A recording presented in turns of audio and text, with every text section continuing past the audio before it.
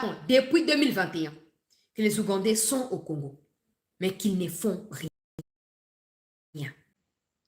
Qu'ils ne font rien. Tous les jours qui passent, il y a des documents qui sortent qui prouvent que les ADF ont du soutien. Il y a un groupe, un mouvement islamique et islamiste, un pays islamique, et ils ont utilisé contre Mboka Nabiso. Nous appuyons plutôt sur les Ougandais que sur nous-mêmes. Et en fin de compte, les massacres sont pérennisés. On n'arrive pas à résoudre le problème. J'ai toujours dit, la solution ici ne réside pas dans la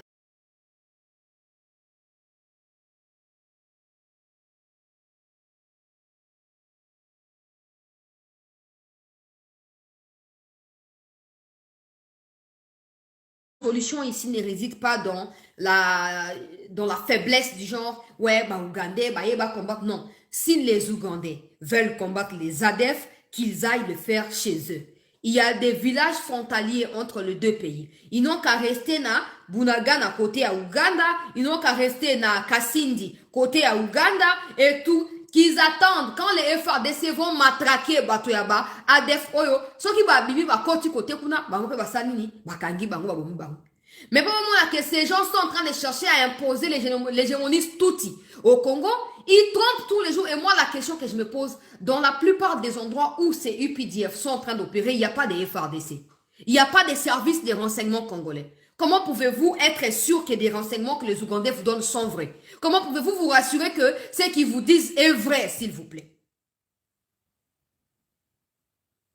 Vous allez sortir les communiqués comme c'est fait ici. Mais est-ce que ces communiqués ramènera à la vie de nos compatriotes? Non. Ça sert à quoi? De toujours subir les conséquences des choses où beaucoup occupé, ça pour prévenir. Na combien ça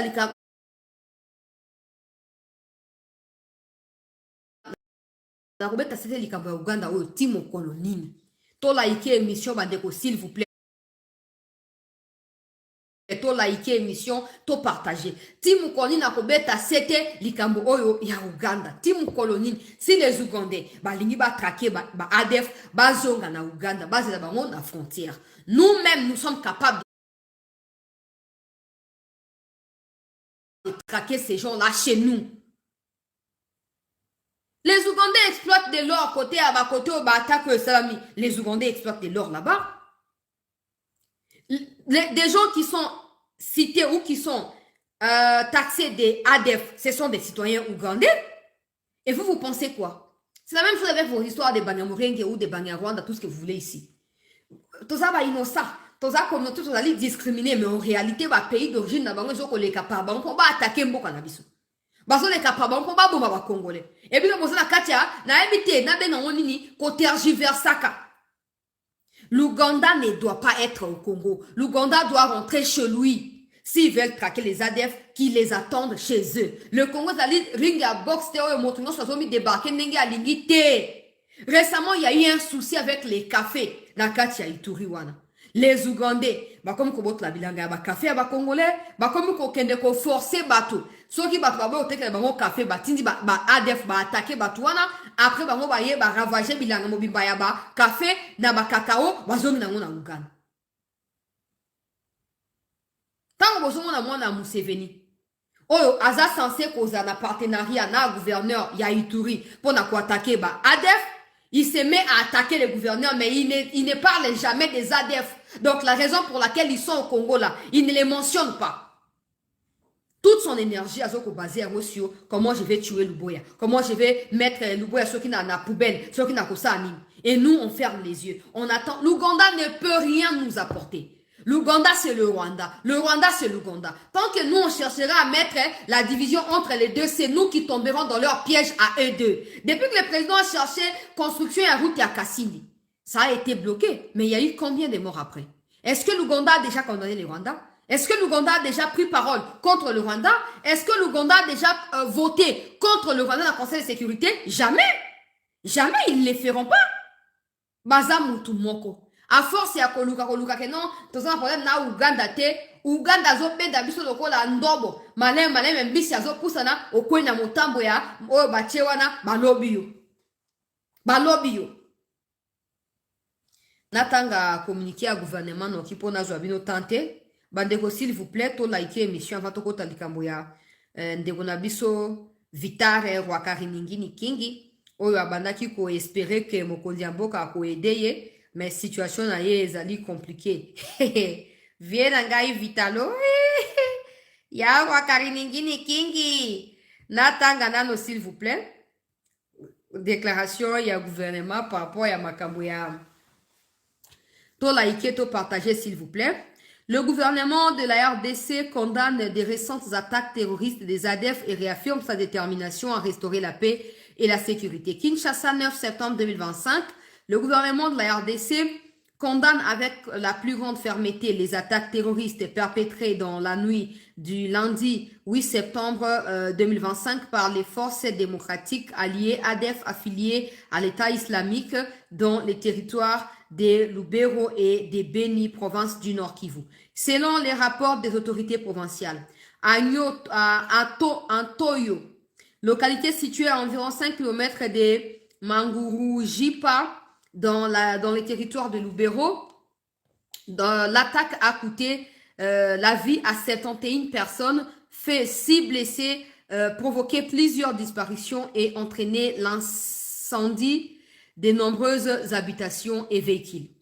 Dans les villages de Fotodou, localité de Bakila, Bakaiko et d'Avei, localité de Bouloloma, groupement Batangi Mbao, secteur de Beni Mbao, territoire de Beni, une autre attaque a fait 18 morts. Le gouvernement de la RDC présente ses condoléances les plus attristées aux familles durement éprouvées et exprime toute sa compassion aux blessés. Il apporte son soutien au gouvernement provincial du Nord Kivu dans la gestion des conséquences humanitaires de ces actes terroristes. Il demeure résolument engagé à poursuivre les opérations militaires et la traque des terroristes qui ont déjà permis la neutralisation de plusieurs d'entre eux, la destruction de plusieurs de leurs bases et la libération des otages civils. Le gouvernement de la RDC réaffirme sa détermination indéfectible à renforcer ses moyens pour protéger les populations civiles, restaurer la sécurité et œuvrer aux côtés de partenaires régionaux et internationaux pour mettre définitivement fin aux activités terroristes des ADF affiliés à l'État islamique sur son territoire. Fin. Communiqué au signé Patrick Mouyaya de aposté en qui ne peut qu'on a botangi yango binomo. Tout ce communiqué est bien, non? C'est bien et tout, mais est-ce que ça ramène la vie de nos compatriotes? Pourquoi on n'a pas évité? Merci beaucoup, on a compris les dossiers Oyo, on a vraiment, dans l'équipe, il y a une équipe qui a voté. Mais moi, État congolais, je suis initiative, engagement à chaque émission. Merci beaucoup. Espace Oyo, on a sa mise au point par rapport au dossier Wana. Il y a facture normalisée. Parce que les gens qui ont joué matière, les gens qui ont joué matière, n'a aussi cette émission sans qu'on explique tout, nous les allons facture normalisée. Malgré l'équipe, ceux qui ont excellence, ceux qui ont fait ça, nous avons ça comme ça. Nous avons ça aider Mboka. Merci. Pour ceux qui ont fait ça, nous avons fait un dossier, il y a un dossier. Apparemment, l'UDPS, position de nos années dans le dossier, il y a Nicolas Kaz, il y a Constant Tamba. Boza satisfait, comment on a arrêté, procédure normal, ou bien les dossiers politiques selon certaines personnes. Bon, Bisso Bonamboka, en tant que. C'est un sentiment, hein, Boyoka. En tant que UDPS, nous ne pouvons que saluer la justice qui a fait son travail. Avec professionnalisme, même avec des erreurs. Avec professionnalisme, parce que je peux dire quoi? Je ne peux pas me mixer dans l'affaire de la justice, parce que Bisso UDPS, tous les bateaux te promet état de droit, et nous ne pouvons pas attaquer la justice ou bien condamner les mal et les bons.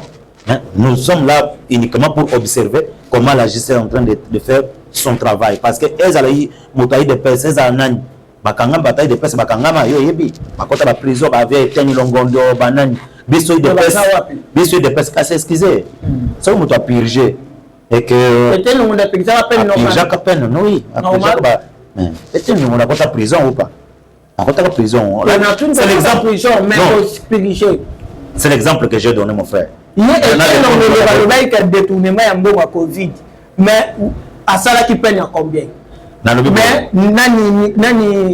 nani constamment tamba azali na intention à détourner pour mon ozali mais balobi ezali tentative il y a 3 ans à travaux forcés pour la privé même à voter nazali porte-parole ya nani ya constamment tambate mais namoni ndenge justice sali musala nango to saluer musala salami mais namoni bato ebele bazolela bazoloba certaines personnes bazo crier chef de l'État implique-toi kota likamboyo pona makamba otame je vais dire ceci mwana mboka to sali kama droit pamba te mwana mboka c'est pour éclairer bande qu'on a biso ma opinion de manière que quand il y a un problème il y a un sujet comme ça à caractère juridique na yepo na ko recadrer bande qu'on a biso mususu o bazo ça va déclaration avec beaucoup d'erreurs.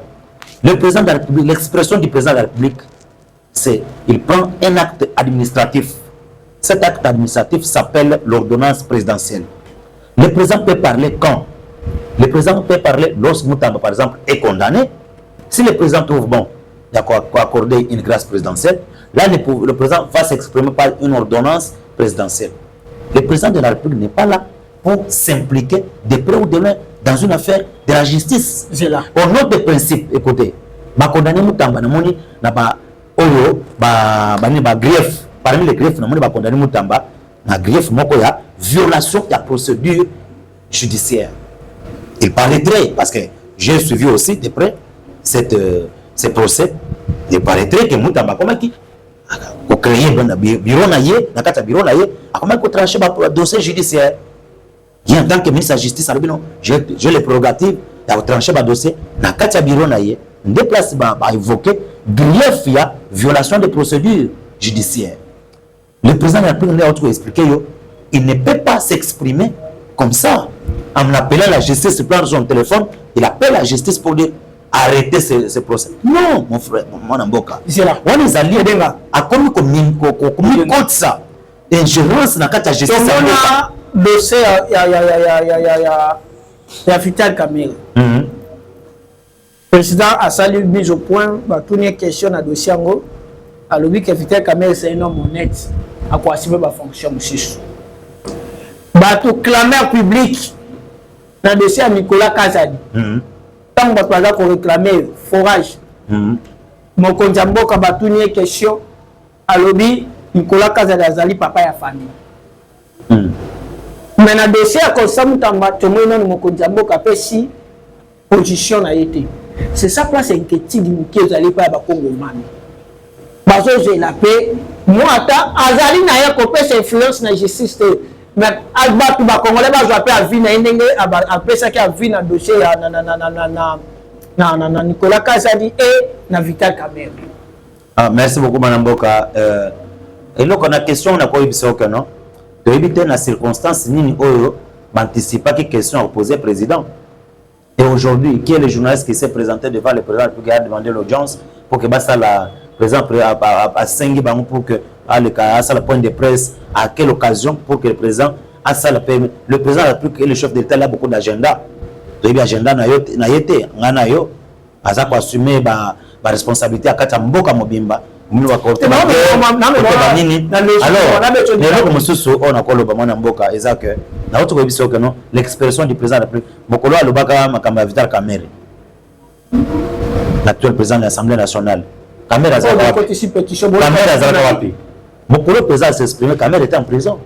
Cela veut dire que le président laisse d'abord la justice faire son travail et terminer la procédure. Terminer la procédure. Comme la justice a condamné Moutamba 3 ans de travaux forcés. Ah, mais si le président de la République trouve... Parce que 3 ans aux juristes, 3 ans de travaux forcés, ils ont un code pénal, ils ont la constitution. Bon, 3 ans de travaux forcés. C'est une expression judiciaire, c'est une expression juridique que les juges et les magistrats prononce ou bien applique. Vous comprenez? Mais la constitution, la constitution interdit l'arbitre, tu peux ça garantir mon vie humaine est sacrée, il faut qu'on respecte la vie humaine. Maintenant, on dit que ça va travaux forcés. Bon, ne confondez pas les travaux forcés et la peine de mort. Mais travaux forcés, ça veut dire que non, au fond, on a joué comment ça va? C'est à d'autres termes, mais travaux forcés. C'est un terme, c'est une expression. Cela veut dire qu'il va subir rigoureusement sa peine. Là, il était condamné. Mais est-ce qu'ils ont mérité? Donc, ils ont mérité 3 ans, bah, privé même qu'on vote, même il a assumer fonctionnalité, na moto à sa tentative. Et 5 ans d'inéligibilité, oui. Parce que lorsqu'on te condamne dans un détournement des deniers publics, toi en tant que dignitaire, lui était un ministre de la justice, garde des sceaux.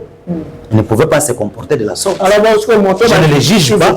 Je ne suis pas ici son juge. Je ne suis pas son porte-parole. J'émets un avis en tant que juriste ou bien en tant que Congolais. Comment on a Covid-19 Comment on a Covid-19 on va pouvoir voter. Sauf qu'il y a un élément probant, un élément important. Pourquoi nous avons place? Une question. Non, on continue la question parce que nous avons un porte-parole à Moutou Aïwa. Mais qui l'avait libéré alors? Qui avait libéré cet homme que tu dis de Covid-19 là? Non, la libéré. C'est la même justice. Et pourquoi lorsque la justice condamne Moutam? Vous s'attaquez la justice. S'il vous plaît. Quand la justice condamne,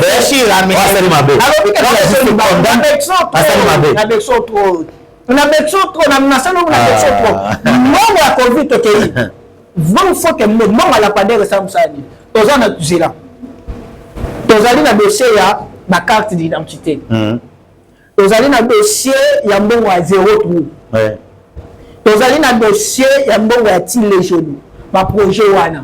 Il semblerait que c'est là surtout 0 trou. Même que ceux qui me salam bon mais même que ceux qui salam salam. Mais pourquoi dossier wana est fallu jusqu'à présent et ça la cuisine dernier da pour sous mais Nicolas il y a consomme ta message moi le banc. Est-ce que les procès politique ils arrivent à contre rendre contre Moutam? Mon mboka merci beaucoup. Na moto ni tuna na yo akitoko na ko bisayo que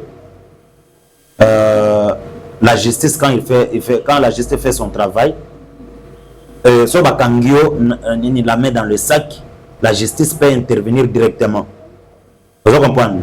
Mais lorsque dossier comment déjà il est justice comme le kabelema comme le témoin et tout dossier une procédure sur moi temps pour que justice ait se doter na ba élément important ba élément qu'il faut statuer et puis là on a vu bisope les soso exact dossier où mais les ça autant d'années il y a pas que dossier à justice et lui moi quand pour un jour ba ko la musaka yango justice à se doter na ba élément notre justice est malade notre justice est malade et guéri. Notre justice. Justice, le président de la République lui-même avait dit que la justice est malade. Mais il est en train maintenant de relever petit à petit parce que pour l'instant, chaque jour qui passe. Selon eux, pour l'instant, justice est malade et guéri. Non, selon moi, que justice c'est comme quand même poursuivre moi le dossier quand même comme la moka. Les amis malades mais on que nous avons soin malin pour que parce que le que au y ministre en fonction ba bukio ba sengini procédure na assemblée ba bukio ba ya Nicolas Kazadi sukande ozana suite ya procès ya Nicolas Kazadi à la pade ozana suite nango comment na niveau na suite nango te mais Nicolas a été interpellé à la cour de cassation, c'est là où son dossier est traité. Allez-y demander au juge de la cour constitutionnelle. Mais Nicolas Kazadi tu n'as que le tout na juge il y a constant Mutamba au PC à vie. Mais constant Mutamba au vie et au sud de tout le monde est condamné. Constant Mutamba est déjà condamné moi na mboka. Nicolas a condamné qui était les mêmes magistrats, écoute, les mêmes magistrats qui n'ont pas condamné Nicolas, ce sont les mêmes magistrats qui ont condamné Mutamba. C'est-à-dire Koto, ce que justice et le but que non, on a ibité. Ba M23 Babi Malibanda. Mais to kota la esprit à Paul Kakam Aline Kobimate à Kolobanini, non, il fallait que ba FDLR bazonga na RDC. Nani a créé ba FDLR? exagé ya Kakame na Joseph Kabila. Après ma polémique en 2006 entre Jean-Pierre Mbemba na Joseph Kabila. Mais bah imposer biso Kabila au sommet de l'État en tant que Rwandais étranger au sommet de l'État na kata RDC. Mais avant tout, entrer à Fidel ya Désiré Kabila, bah économie et Rwandais en tant que chef d'état-major James Kabari. Mais James Kabari bah koutenak pour Kakame na Kabila parce que il peut ayebi Congo na régime ya Désiré. Kabila pe ayebi Congo bango nyonso babeti masolo pona dossier ya balkanisation basalini to comme en 2008 nde bisika o Kakame na Kabila ba créé FDLR ya liboso pour que bambrie Congo pour que ba diviser Congo non ba FDLR congolais bazo menacer régime ya Kakame niveau ya Rwanda. Et ce qui prêt à Kabila, prêt à James Kabare, na prêt à Paul Kakame.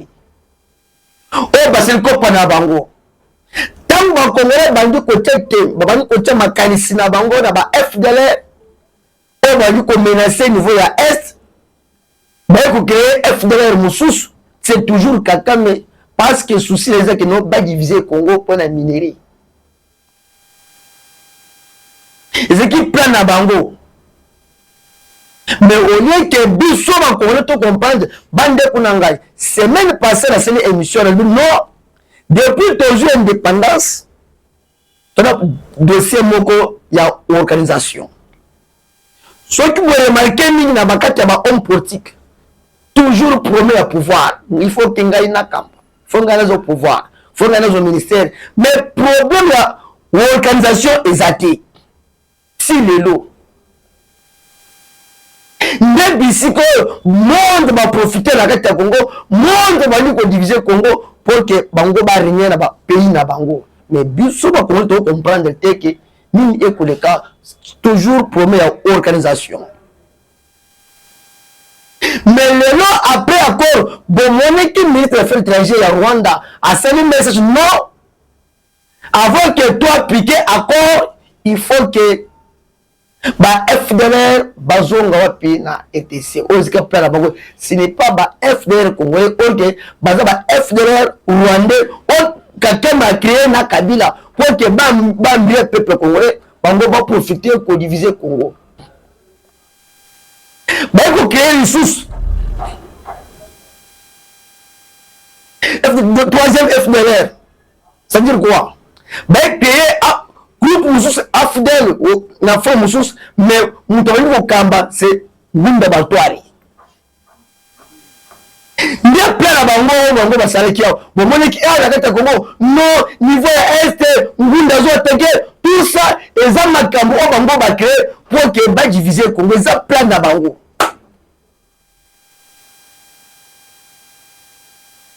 Mais tant que vous allez accord de paix,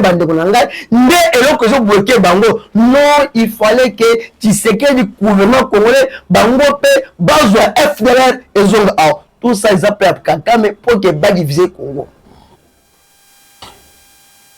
Mais les lois Bandegunangai, accord de paix, eux vont signer et bloquer Bango. Accord de paix pour nous qui a Congolais non tu sais que Jateki Mboka ateki mais na kati accord d'ailleurs tout ça est fort que non il fallait que le gouvernement ait conscience il y a qu'on partager accord partout na kati 26 provinces pour que population azota ya kotanga na kati accord balobini accord zanini c'est ça le devoir au gouvernement ligne sala. Mais après avoir signé accord, nous avons qui lobby ba ennemi au ba M23 ba zobi managoma vers Bukavu. Pourquoi ba gobima? Parce que nomination il y a général américain Kalmin Tezo qui ta awa na quelques unités militaires là ba soldats américains bazo qui ta vers Goma pour que bakende ko nettoyer, bakende ko déboulonner ba ennemi o ba yaki awa kozo Congo en otage des années bitumba 30 ans nini esi la kati nde monikiloni bazobima soki bolali malamu compte arrangé ya ba expert américain o bazaki niveau ya est ba confirmer présence ya ba soldat rwandais na kata Walikali 6000 hommes baye kosala nini. Pourquoi quelqu'un mazobange non ba FDLR bazo na niveau ya Rwanda bande kunanga jour ya dernière campagne ya Tata Mokonzi Mboka niveau s'intéresse alobi clair que kaka makoluka bisika kolala akokoma na insécurité ti lelo soki ba FDLR bazongi na Rwanda c'est-à-dire automatique kaka me akokoma na kati ya insécurité parce que parmi les soldats rwandais bazo raisonner to koti na kati ya RDC to sali bitumba na kati ya biso musu bakufaki mais totali que non na kati ya bitumba intérêt c'est qu'il y a un individu kakame biso to mungi le tozui nini nde bisika kakama zo bange no ba FDLR bazo ni faire Rwanda te parce que ceux qui bango bazongi bakwatekeye que tukufi ebele pona intérêt ya un individu kakama soto sala nini bande kunanga peuple congolais bisika bozali bolanda ba propos ya Corneille Nangaa te a veut dire nanga leli bazui nanga en otage bazui bisi en otage ba Ari Magie tant basi yako ndebo moniki ministre la justice et sur l'intérim a lancé procès contre Jean-Jacques Mamba et zanaza koyinda na banto basali crime niveau ya est bakindwa pi na justice baza bane basali crime parce que balobi clair ceux qui osa congolais yaka na Congo ceux qui osa rwandais kende na Rwanda mais bango bokende wapi parce que ministre la justice oso sala intérim alobi clair non bango basali crime bakindwa pi na justice. Vous avez déjà que procès il y a Corneille Nangaa celui qui a quelques disciples à Nangaa basé déjà condamnés mais le lot bande